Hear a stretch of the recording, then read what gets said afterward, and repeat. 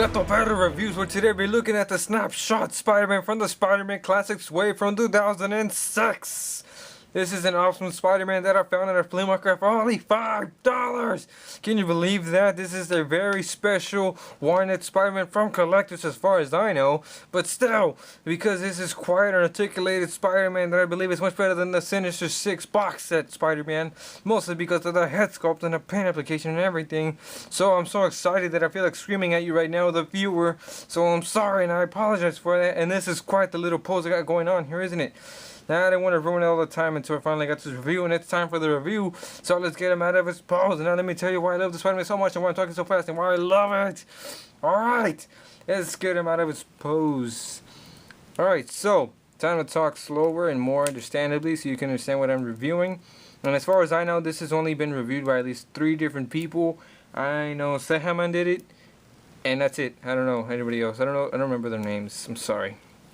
But I don't know if that means it's special or it just means people don't like it, so it should be interesting to find out. Now, while Cat is still on posing, I want you to know that this is, I don't know if this is either the first mold of it or the second, like what came first, the Sinister 6 or the Snapshot Spider-Man. I don't know, I want to say this guy. And the Sinister 6 one is alright, and there are name differences between them, which I will name right now. For one, I'll get to it when I get to articulation. It's mostly articulation, but paint-wise, it is very different. It's a much darker blue. It has like much more texture on the pants and everything, and its head sculpt is different. Now this head sculpt is based on the John Romita. John? Yeah, the John Romita, which is much earlier head designs or drawings of Spider-Man, which I do like. More namely, like I would have like some kind of an art book for comparison. Alright, so okay, we're going to do this right now. We're going to compare this Spider-Man to the art book so you can see what we're talking about very quickly.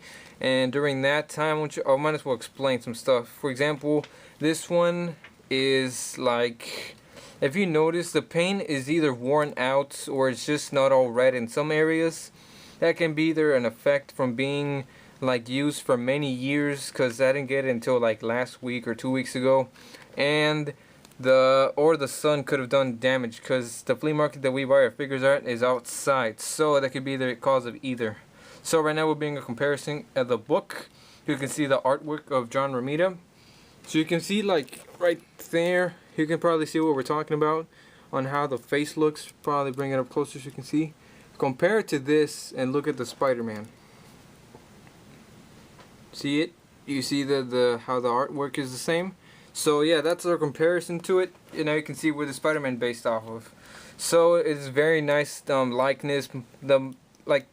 The muscle sculpture and all the how it is defined may not be exactly the same, but I find it okay. So we're gonna look into the detail. The chest is very nicely detailed and comes out a bit more reddish than the rest of the shoulders and the arms and the head, but it's fine. But Spider is very nicely painted and has stayed painted all these years. You can see all the shading in between the stomach lines and the six-pack and everything. And everything is sculpted very, very nicely. Very, very nice. So you can see it like this. Spider-Man continues its webbing along like others, where it has the armpit. It continues it across up here. And that's another, it's not a problem, but it's a problem you can avoid by just ignoring it. Where if you lift the arm joint up enough, you can see the inner workings of the figure and how that all works. Not a big fan of that, but it doesn't bother me either. It's not really something I would want to pay attention to. Now the blue is much lighter than what is seen on the Sinister 6 Spider-Man. So it is much lighter and less textured, but it's not really a problem because it is still sculpted and all the wrinkles of the suit and the boots are all very nicely detailed as well. But sometimes, like either on the edge of the figure, the shading comes off as looking like it's just dirt on the suit, so it could be either or. So the head sculpt that I've mentioned is very nice.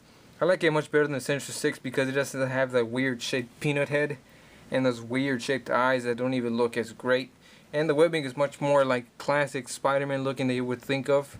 So it's very nice. And I did have to take some Sharpie onto the black part of the lenses just because a little bit of paint wear off, but it is not noticeable where I painted it, so it's very nice. For articulation, this guy is packed of it. So his head is on a hinge, and I might as well start pointing out the differences right now. The Sinister 6 one, it has a hinge on the head where you would see it right here, and it is on the bottom of the neck. So basically you move it more high up like that, which could be either nice or bad, but then at the same time the neck isn't even painted on that one. So ups and downs again. And the armpit joints are the same.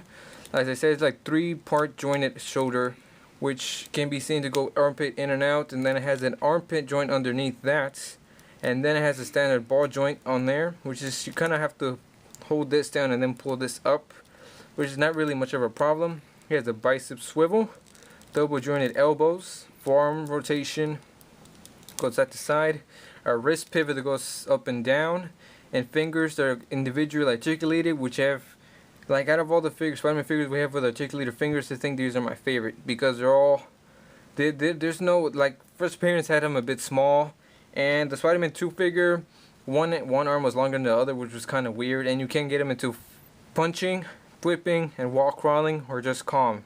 Alright, so that's very nice. And here's what I've become standard for some Spider-Man now that I look at him. For example, like, he has an upper torso joint that moves side to side on the top right here, just like this Blind to Spider-Man, which I also did review. They go side to side, and then has an ab crunch as well. And then it has a waist joint that goes side to side, and then it has ball joints that go up and down, side to side on nice T joints or whatever. They're very nice, easy to move. Thigh articulation, double jointed knees, calf rotation. Can you move it? There we go. It's just really stiff after all these years, which is still like. His ankles are moving impressively down and up, which you can use some very nice poses. And he has toe articulation as go up and down. So ankle pivot is a little bit there, but not exactly. The articulation wasn't there back then. So this is a very nice Spider-Man. I want to give you like a full turn on the figure. The spider is a bit, well, the front of the figure isn't really as good as the back, because over time, like, well, the back is more like chipped on paint or wore out, like on the sides, but not bad. Although I did have to wash it out because I had some paint scrub, which you can still see on the top of the figure right there. But overall, not bad for a really old figure that has been out for a long time. And again, the waist joint is kind of always loose on this figure, so kind of have to be careful with it. But not bad. It can still stand perfectly right there. Alright, so comparison time. We're bringing the Spider-Man 2 Marvel Legends release from Toy Biz / Hasbro that came out during the Sandman wave. Here you can see what I meant right there. This one as well has the upper torso joint right here, as well as the waist, and then the swivel on the waist. So that's what I meant. And the black suit, which has been compared to. So he seems a bit taller though. Taller in Spider-Man 2 one. How was his height difference? The same. They were about the same size, says Gato, but yet he doesn't bother to give it back to me. Give it back to me! Yeah, yep, he's also taller, so he's a bit of a taller Marvel Legend to go with. Not really that much, but it doesn't really matter. And the ball joints on the shoulders, with the shoulders sticking out, you don't really notice that when he's in a pose. Unless you just have him standing there, you might notice it a bit more, but not as much. So don't let that discourage you from getting this toy if you find him. I just got lucky finding him for $5, which is very, very nice. So, as a reward, I'll give him a solid 10 as a rating. What do you give him, Gato? A 9.5. That's right. This is a highly articulated figure, which I do recommend.